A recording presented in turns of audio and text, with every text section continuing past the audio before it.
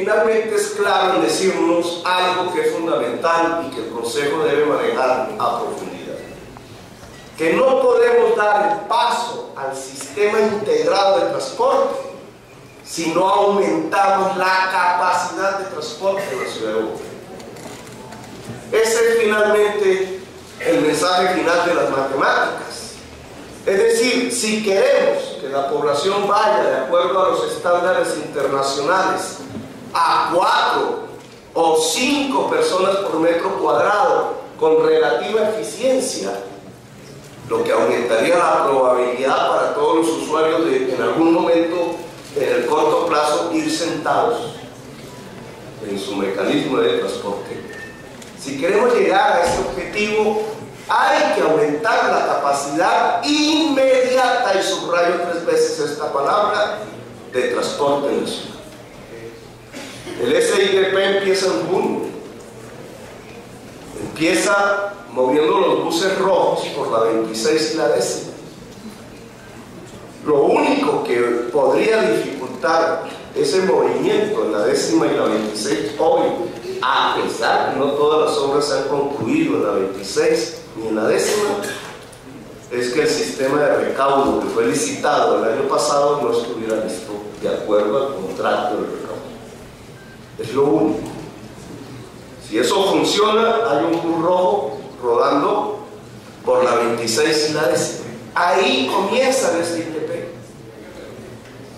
Y progresivamente va avanzando en la totalidad de la ciudad, para lo cual hay que construir 3.000 y pico paraderos fijos, y hay un sistema de salida de buses, que no de llegada de nuevos buses en el corto plazo a la ciudad. Salida de buses, no llegada de nuevos buses. Eso es lo que tenemos hoy. Es decir, en el corto plazo no está contemplado, con excepción de los buses rojos que ya ingresarían a la 26 y la 10ª y que ya están en la ciudad de Bogotá, algunos de ellos ya cerca de 50 rodando en la Avenida de las Américas, no aumenta en el corto plazo la capacidad de transporte. Algunos aquí han dicho el metro es la solución, y le acotan, ahora que hemos introducido las maneras diferentes de ver el metro, acotan el metro pesado es la solución. Y sí, el metro pesado es la solución, solo que el metro pesado no se construye en el corto plazo. Y la prueba exacta de esto que estoy afirmando es la administración pasada, que hizo del metro pesado su bandera fundamental y ni siquiera terminó los estudios. 18 meses duraron los estudios de CENER y el metro de Barcelona, empresas seleccionadas por el Banco Mundial. El estudio CENER no propuso una primera línea de metro, no es cierto.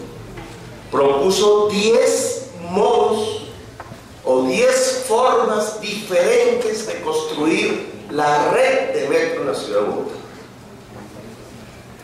Ese es el estudio CENER, que hoy es propiedad de la ciudad, que entre otras nos lleva a un concepto que es fundamental recuperar de ese estudio, y es que lo que necesita la ciudad de Bogotá como modo ferroviario de transporte diferente al bus, que viene a fortalecer sustancialmente su capacidad de transporte, es una red, no una línea.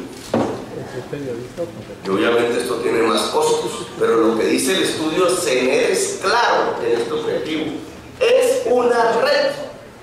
Igual que quienes propusieron en su momento el BRT o Transmilenio como solución al transporte de Bogotá, diseñaron en el año 2000 no una línea, sino una red en donde pudiera fluir el bus rojo, una red que debería tener para esta fecha 174 kilómetros, hoy no llega a 100. y que tendría que completarse al final del año 2016. Estamos absolutamente por fuera del cronograma. Una red de BRT, una red de metro o modo ferroviario de transporte, una red de ciclorruta y redes peatonales, incluso mucho más localizadas que las otras redes. Esto es lo que podríamos llamar las formas multimodales de transporte. Podemos en 4 años construir estas redes,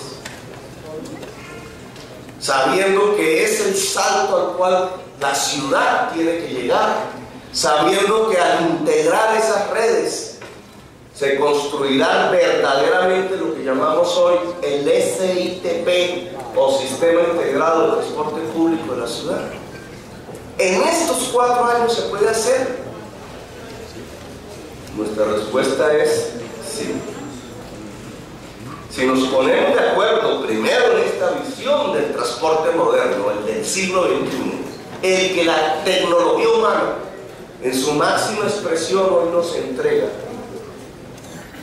que son redes articuladas entre sí, pues podemos pasar a la segunda parte de nuestra exposición para aplicar entonces los mecanismos que permitan volver realidad este concepto del transporte multimodal.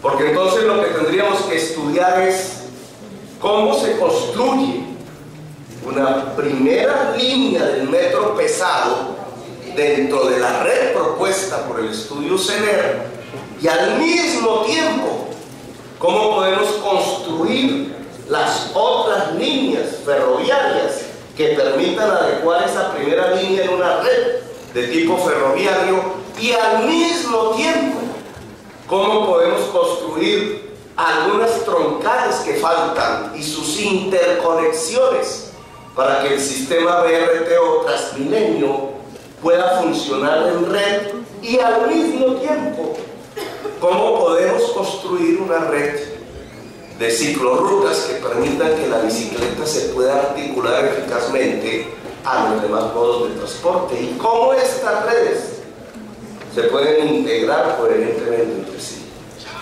Se puede hacer en la ciudad de Bogotá. La propuesta que nosotros le traemos al Consejo, propia del plan de desarrollo, es que sí. Hemos hecho una valoración de cuánto puede costar, es lo primero que debemos examinar después de ponernos de acuerdo en el concepto. Si vamos a una forma multimodal de transporte, tenemos algo, hemos adelantado algo, tenemos un BRT funcionando inconexamente, tenemos un sistema de buses, unos estudios, el de CENER sobre redes ferroviarias, el de Steve Davis and Griffith sobre demanda integral de transporte en la ciudad. El primero que tenemos de esas características, que no contradice estudios parciales hechos desde hace más de una década, los profundiza y los refuerza, pero tenemos el estudio de la demanda tanto de taxis como de transporte de carga, como de transporte de pasajeros, como de transporte particular, en la totalidad de la ciudad. Sobre esto que ya tenemos, podemos dar un salto adelante en lo que la ciudad necesita, que es poder en 4 años concretar la construcción de un modelo multimodal de transporte. Pues examinemos las cifras. Primero veamos cuánto cuesta esto. Ya las secretarias en la Secretaría de Movilidad, los demás exponentes del gabinete y el secretario de Hacienda podrán explicarlo con minuciosidad. Yo voy a darle las cifras generales. Un sistema de metro pesado, subterráneo, dependiendo del suelo, que no conocemos aún, en Madrid vale en este momento 80 millones de dólares. Kilómetro. En otros lugares ha llegado a ser $100 millones kilómetro. Lo que hace costoso el metro es enterrarse. ¿Y en Bogotá? El metro de Medellín no se enterró, lo construyó de forma aérea y costó, traído valor presente, $48 millones kilómetro. Si comparamos el metro de Medellín con Transmilenio de la 26, el kilómetro en la 26, aún sin cifras completas porque todavía faltan obras, costó $40 millones. El kilómetro del metro de Medellín costó 48 y el kilómetro del BRT o Transmilenio en la 26 costó 40. ¿Cuál es la capacidad de transporte de los buses en la 26 y cuál es la capacidad de transporte del metro de Medellín? Ahí veremos si pudiéramos hacer un examen costo-beneficio. El metro que llaman ligero vale $15 millones kilómetro si no se entierra, si no hace deprimidos, es decir, si para en semáforos.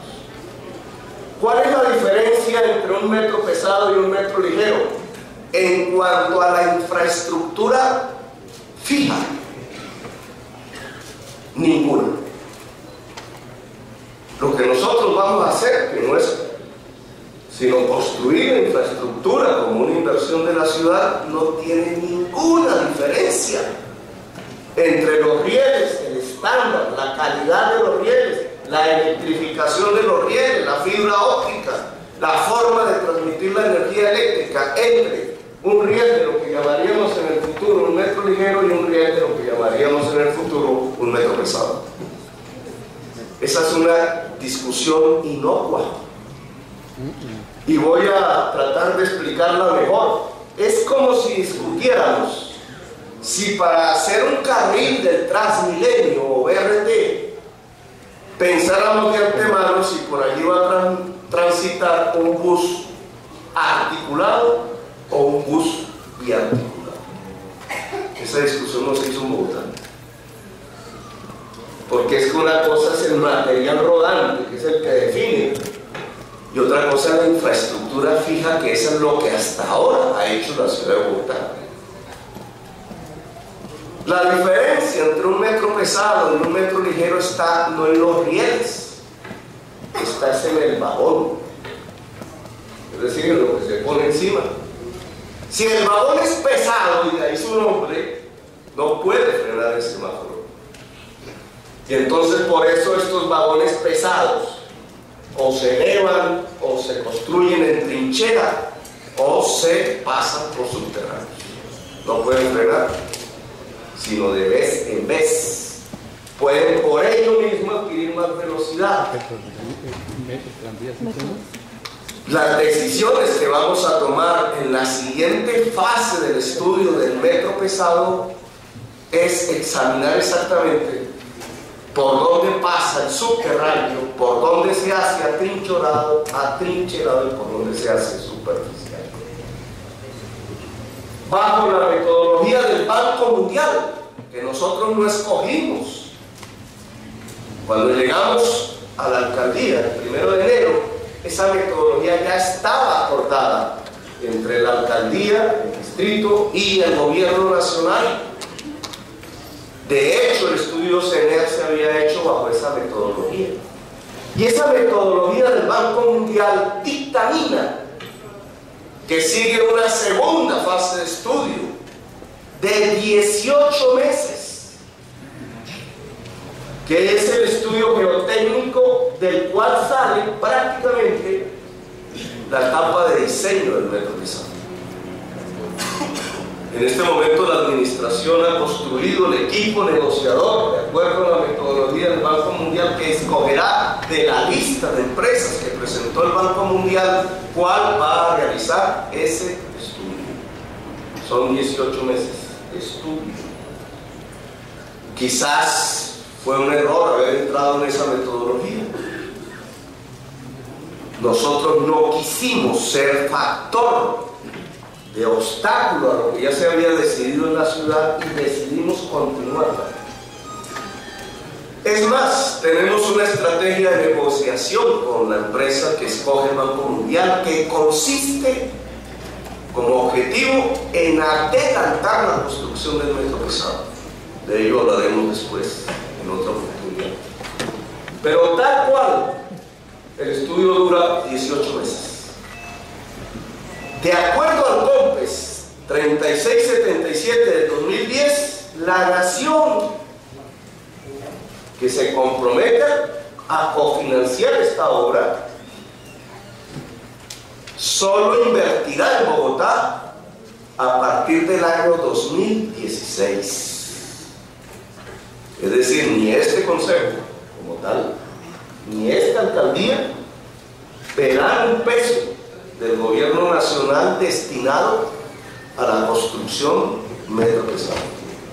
Si nosotros en la negociación logramos adelantar la fecha de construcción, y si no convencemos al gobierno nacional de traer la fecha más reciente, el comienzo de la erogación de dineros públicos, tomaremos la decisión de hacerlo, por lo menos en esos años previos al 2016, con nuestros recursos propios de endeudamiento, recursos de endeudamiento del distrito. Decisión que tomaremos conjuntamente con ustedes si este escenario se presenta. Lo que quiero es que tengan claro qué es lo que cofinancia la nación.